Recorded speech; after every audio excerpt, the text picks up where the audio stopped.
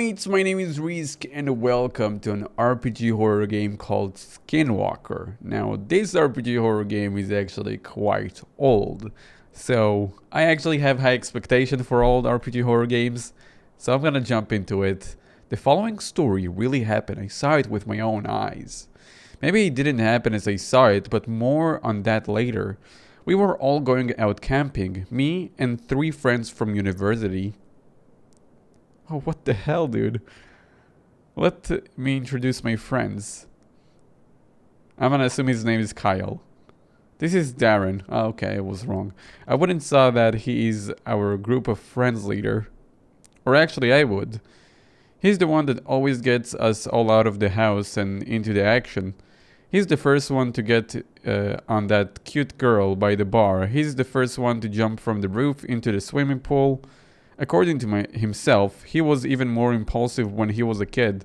I can only imagine his childhood and how often he must have broken his leg, scraped his knee, and hit his head. Still, if it weren't for Darren, we wouldn't have half of the amount of fun we have. Alright. Okay, so this is Kyle. This girl is Klesta. We have known each other since we were children. We met each other when we moved into the house next door when I was 7. My mom told me to go show her around the neighborhood, and after that we were inseparable for a few years. She's a nice girl, although her health isn't the best. She has some kind of a heart problem, which I forgot the name of it. This forced her to be away from school during extended periods of time during her childhood. Because of this, until we started university, I was her only friend.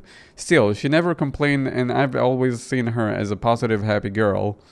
Okay. So this is Cal. Next is me. God damn it. I'm Joe. As the name implies, I'm pretty normal. I don't have any overwhelmingly bad qualities, but on the other hand, I don't have any overwhelmingly good ones either. I live in this apartment a short walk from my university. This is where us 4 friends usually gather before going out. So this is Kyle. This guy here. Oh, it's a guy? Looking all relaxed on my bed is Michael. He's my neighbor, living in the apartment next door. One day, while I had Klesta over, he just barged in. "Hey man, your place looks pretty nice. Mind if I join you for dinner?" he said.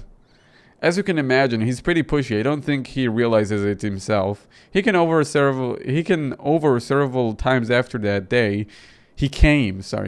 After that, we somehow naturally became friends.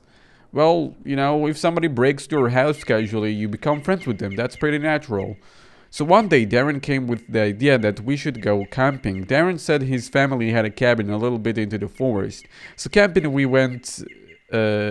It could be fun, right? Of course, me, Michael, and Klesta dislike the idea of staying in a cabin. It's a camping trip. We have to sleep in the wilderness, so Darren told us about the woods near the cabin. I don't remember much about that trip to the cabin. We joked around, took a few breaks, normal stuff. Either way, we drove up to the cabin and left the car there. We took a short break in the cabin and set out into the wilderness. We went pretty far in. I can't say how far in distance exactly, but it took several hours to get to where we wanted to set up. The first day we just screwed around. Nothing abnormal happened. But then, if you want to know, you have to leave a like, because we need to hit 200 likes. Okay. Is there 200 likes? Good, we can continue. Nice. Oh, I'm controlling now. Hell yeah. Hey there, Kyle. Did you sleep last night? No, I was awake all night. What about this guy? This guy seems dead. Game end? No. Dude, I just started the game. I don't want to watch the entire cutscene open again. What about you, sir? Morning there, or should I say good afternoon. Fix us some wood or for fire, will ya? Alright. I set out to gather wood for a new fire and water to cook with. Oh, that's a cutscene, actually. Oh, wow, I can't believe I found that wood so early. Hey! Hey, who is taking all the wood? There is also wood over there on the left. Hey! What is this sound? It doesn't sound like something you'd hear in a forest. There we go, a bucket of water. You know what they say? Bucket, fuck it in a bucket. Okay, I didn't want to say the F word, but now I'm gonna be demonetized. God damn it, dude. Me and my jokes. Alright. Where am I? Oh, I'm back here? The sound stopped. No, I believe I can still hear it. Nah, okay. I'm about to sneeze. Like, so hard, you have no idea. I should have enough wood to make the fire. There is enough wood for a fire. Hell yeah, so what do we do with the water? Pour the water into the cooking pot. Wakey wakey! We no need to go into the tent right now. Alright, let's cook something up, shall we? You go, girl. Later that evening.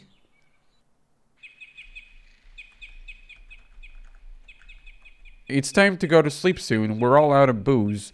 Guess we have to go back to town tomorrow. I'm not looking forward to that 4-hour trek. Maybe we shouldn't have gone up so deep. Haha.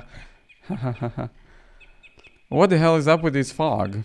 Every time I've been here before, there haven't been any fog. Well, you know, fog is a kind of natural thing, but okay. What about the girl? I can't interact with her. Alright, I'm leaving, you guys. I'm done. I shouldn't go far off. It's evening and I don't want to go walking through a dark forest. Alright, so do I just go through her? Like, who do I interact with? What do I do, man? What the hell is up with this fog? Yeah, I know. Stop talking to me. You're annoying me. How do I reach this girl? I need to talk with this girl, dude. What am I supposed to do? I guess it's time. Yeah, go sleep. Please go sleep. Go do something. It's really chilly outside for being in the middle of summer. Good. There you go. That's all I needed to talk to her. Huh. Anyone else hear that sound? I think it's the demonetization. God damn it. Everybody run! Yeah, now that you mention it, what is that? Sounds like something yellow. Mentally. Haha. Is that even a word? Are you stupid? Shut up, asswole. It's a word if I say so. It stopped. Maybe it was kind of a machine? Who the hell would go out hours from the nearest civilization in the middle of the night and start reviving up some kind of a weird machine? Who gives a shit? It's probably someone using a chainsaw or something that is gonna kill us. Let's go to sleep. I'm tired. Excuse me, ma'am, are you a bed? Why did everybody went inside of you when they said you want to sleep? Okay. I'm sure that was no chainsaw. I wonder what it was. Sleepiness soon overtook everyone. Oh, what is this view? But something woke you up a few hours later in your half-awake state. You stumble outside the tent. Oh, dude, don't do that view again. That was creepy. Darren? Michael? Cleste? Is that you? The mist is even thicker than before. I can't see much. Damn, boy, he thick. I can't see much. Alright, let me walk into the middle of the woods in the middle of the night, because that's something that I definitely gonna do. Alright, let's... Is that a tree? Oh, wait, is that a human? Hold up. Let me check this human. Michael? Is that you? Say something. Will you? Who are you? Oh. Whoa, stop right there. I have a knife.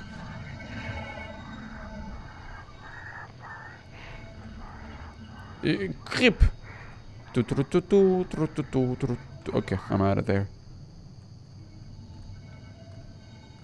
So is he coming after me or like what's going on?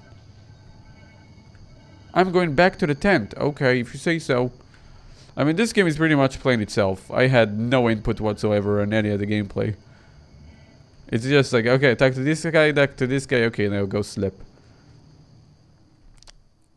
Hey, wake up. There is something outside the tent. What? I'm sure there is lots of squirrels and shit. Go back to sleep. Hey, is Michael here? Yeah, I'm here. Why wouldn't I be? I don't know. The thing outside looked like you. It was probably some animal. Okay. I don't think we have to worry about a fox or whatever. Take it easy and go back to sleep. Well, alright then. Maybe it was just some animal. But those sounds.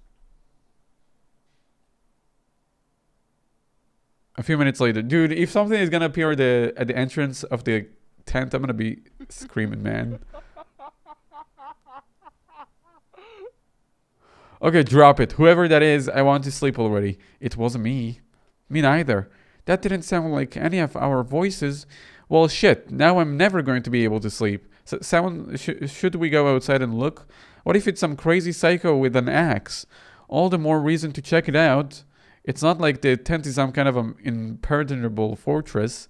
Seriously, if that was one of you guys, tell me right now. This ain't funny anymore. Look in the center of the tent thingy. Okay, everyone get out together and check it out. I ain't going alone. Ah, okay.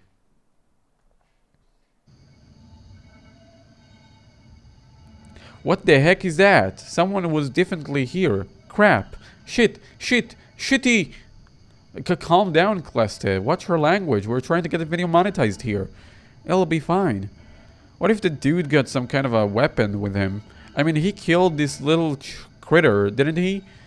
Michael is right. We gotta get the hell out of here. We can't just up and leave. It's the middle of the night. What about our stuffoo? Screw our stuffoo. I'm not staying here another minute. Fine, well, I'll leave, but at least bring the flashlight and some food and water. I think you're overreacting, though. We haven't even seen anyone. Still, someone or something left this dead creature here. We can't exactly go back to sleep with no worries. I guess you're right. I'll go get the flashlight. Everybody bring some stuff you think we might need. A couple of minutes later. Alright, ikuzo! Everybody, let's go! Everybody, let's go! Okay, back to sleep. Okay, I guess not. Alright, so I'm gonna go somewhere. Where exactly I'm gonna go, you don't know? You don't know what I'm gonna do? Alright, what's over here? This way is to the lake. We are not going this way. Okay. If you say so, mister. What is this creepy sound, man? It's so dark. At least it's still summer. It's not pitch black. This fog is really annoying, though. So, are we going back to the cabin, right? I guess that's the plan.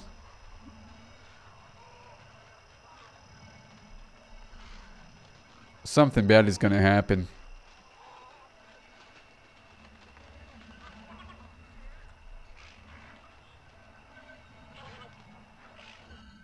Okay.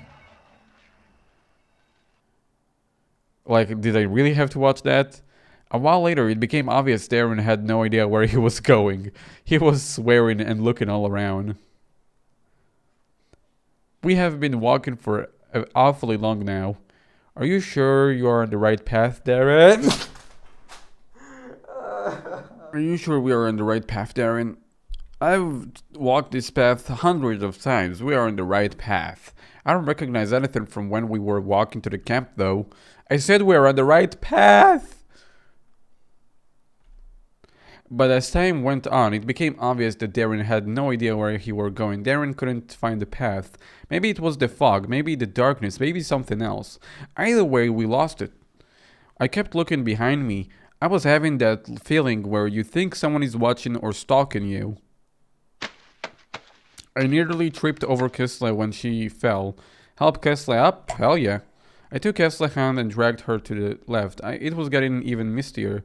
If not for the flashlight, I would have any idea who she was. Like, what? If I'm not gonna pick her out, what am I gonna do? Am I gonna kick her? Come on, what is this stupid decision, man?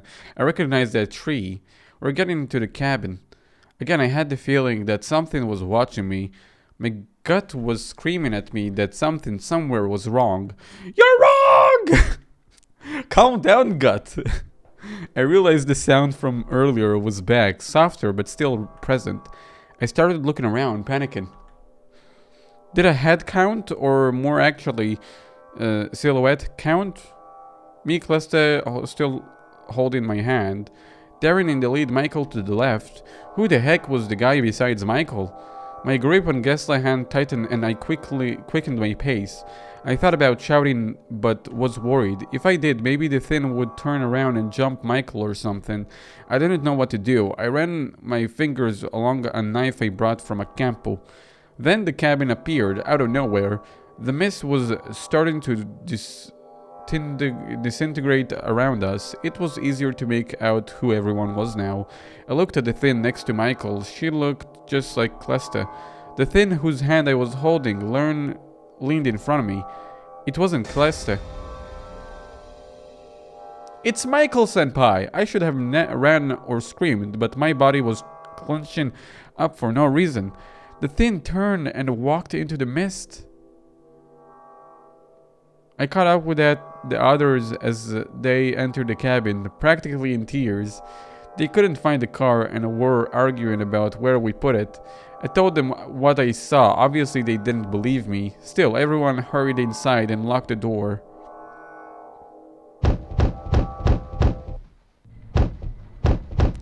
He followed us here. He really wants something from us. He doesn't seem to have anything to break down with the door with it, though. What the hell does he want with us? Well, if I know, ask him. Sir? Hey, don't touch the door. I was gonna. Alright. I mean, you're not gonna ask him or do anything? This is quite creepy. Did he go away? He's gonna break down the door now. Alright. I don't know, I'm gonna keep on... Shoot, the bastard hit the breaker. But he can't get in, right? Yeah! Klesta! He's just trying to scare us. Take it easy. Klesta? Klesta? Wow, that is a pretty big cabin. Jesus. That is the biggest cabin I've ever seen in the middle of the wilderness. She seems to be hyperventilating. It's alright, Klesta. The door is locked and it's the only way in. We're safe here. No response. Alright. Nothing I can do about that. I guess I'm gonna go back then, right? Or am I gonna make her some tea? Dude, I don't know. Huh. Okay, thank God there was nothing at the window. I didn't even know. Like, those kind of things kind of catch me off guard. Like when you all of a sudden get instead of this third person view, you get like an actual view from the window or an actual view from the tent. That is really good.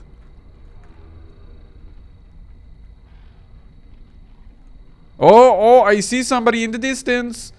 Who's that?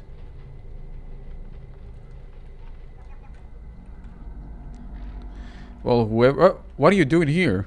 We're safe here. It's cool, man.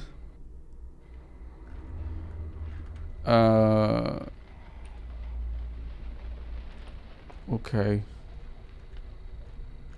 If you say so. What about this dude? Oh yeah, he's not gonna stop me touching the door. Okay. You saw something looking at me? What? You saw something looking like me? Okay. I'm gonna look through the second window, man. Suddenly a strong sense of nausea hit me.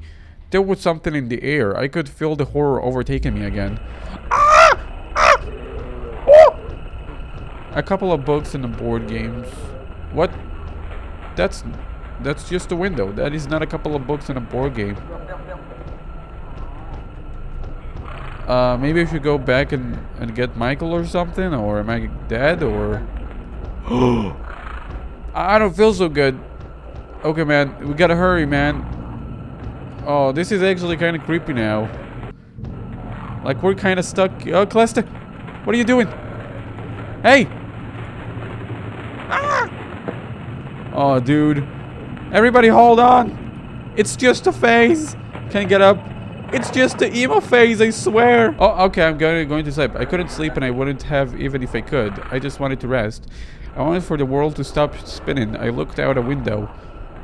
Oh, there is definitely somebody over there with like a weird face. There was someone in the tree. I stared back, not able to register what was going on. I quickly pulled the blinds down.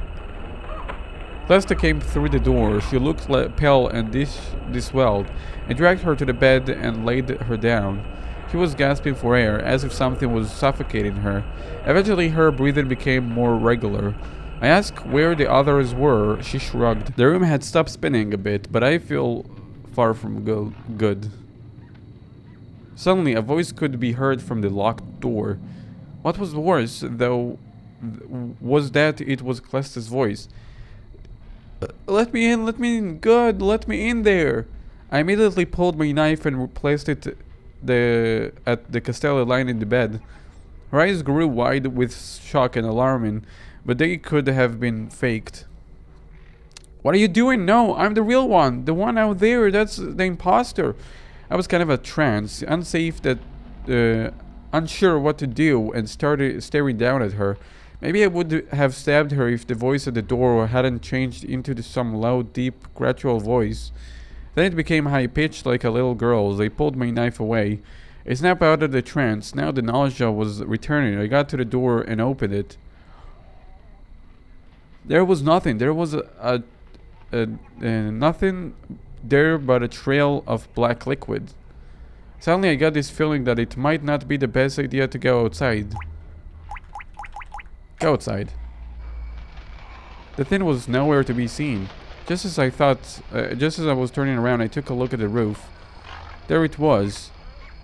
Oh, what? What is that at the bottom right? Okay, it's a face. It was close to the corner, about to turn.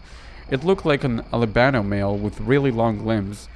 He had fingers instead of toes, and all 20 of them were elongated. He was facing away from me. Suddenly, the head swirled 180 degrees and stared at me. Oh no. I started choking up as if suffocated. It was hard to breathe. The thing opened its mouth, slowly and deliberately. I thought it was going to devour me when its tongue stalked out. On the tip of the tongue was my face, like a tumor. Eyes closed, lips upturned into some psycho smile. There's a legend somewhere that when you see a doppelganger, you die. I thought of that legend, but then the creature rounded the corner and it was gone. I lost it and followed vision hazy. My heartbeat suddenly seemed ear-splitting to me. I was stumbling because my legs seemed unable to coordinate. Suddenly I stumbled forward and toppled down. Once I lay there, face down in the grass, my body just seems to shut down. I couldn't move, I couldn't even turn my head. There was something dripping on my back. My eyelids seemed heavy and started closing on their own accords. I saw white feet with long fingers for toes and stepped into view. When my eyes opened, Clesta was shaking me.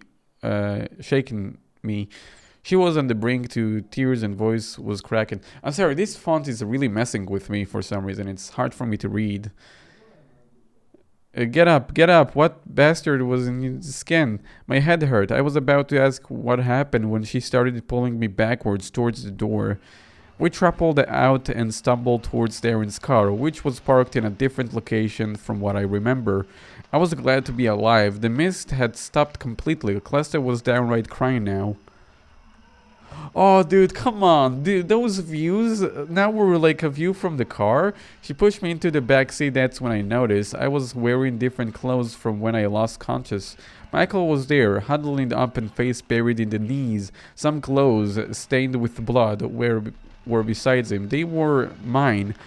Darren immediately stepped on the pedal, but nothing happened.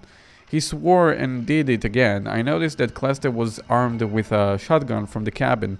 I asked him what was going on.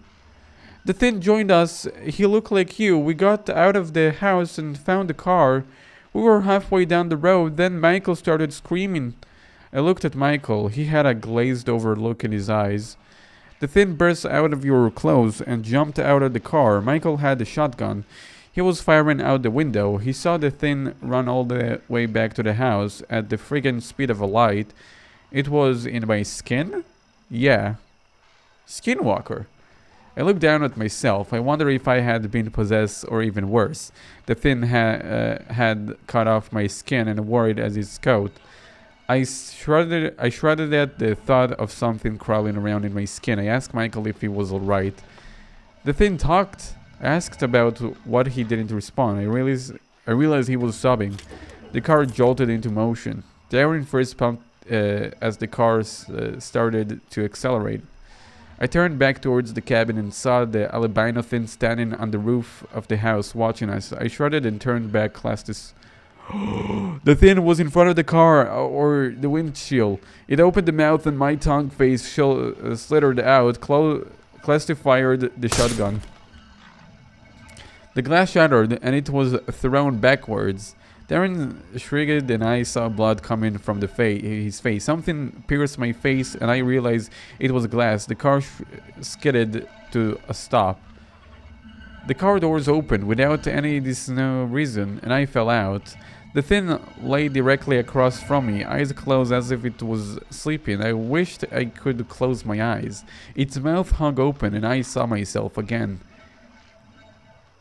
I didn't move or say anything because I couldn't. My face looked at me and started to talk. I love you. I love you. I love you. I want to be you. I repeated over and over again. It was coming close to me. I wondered if it was going to bite me to death. The thing's eyes shot open and I realized it was going to kiss me. I managed to regain some control and instinctively twist back from it. I guess that was what saved me. Oh, she shot him. There was a sound of an explosion and blood spouted from the thing. Clesta was standing over it. Her face and body were bleeding and she had this spaced out, psychotic look in her eyes. She had just fired the shotgun. My face looked directly at me. What? It said something and I didn't expect it to skip so fast. It whispered. She fired again and I saw my own face being rotten to nothing more than a skeleton in front of me. The thing had flowered open. That's the best word I can find to describe it. Its head kind of split and split again, peeling away. I saw faces, lots of them. All of them inside of its head. I think I saw Clesta and Michael's faces. They were whispering something unintelligible. In the center, where the cabin should be, there was a single red cat-like eye that was rotating in the socket. It was producing the maniacal droning sound. Clesta fired one last time. The thing sort of withered away, becoming wrinkled and smaller and rotten until it just disappeared. Clesta dropped the shotgun. I started twitching and spasming as control of my body returned to me. Eventually he stood up. We got into the car. Silently, Jaren was bleeding too, but no one said anything. We drove back to the city in silence. We explained away the damaged car of being attacked by some crazy thief. He had himself pitched up. Michael was still in a sock-like state. I hear he was like that for a while. When I asked him what he thought of the incident later, he denied it ever happened with compelling convictions. His eyes looked dead and he had lost weight. I don't know if he forced himself not to remember or if he genuinely knows nothing of it. I know that what I saw, but I can't remember the exact place. Probably one of them is now, the Skinwalker. It has been 2 months now. We still refrain from talking about it. If you expected some huge twist or something, you'd be disappointed. I still don't know what we met out there. I don't want to know, actually. I still have nightmares about my face shouting, I am you. One thing I do know, though, I am never going camping ever again. Alright. Well, that was Skinwalker, everybody. It's a very old RPG horror game. I thought the game was cool even though there was little to no gameplay. I really like whenever the developer actually gave you the view from like the tent or the window or something like that, because it can really throw you off. Because when you play an RPG game, you always look from the top, and usually that takes you to like a first person view once you like have a view directly to something like that. So yeah, that was that. Thank you guys so much for watching. 200 likes if you enjoyed. Subscribe if you're new to the channel. And I'll see you in the next time. Bye-bye.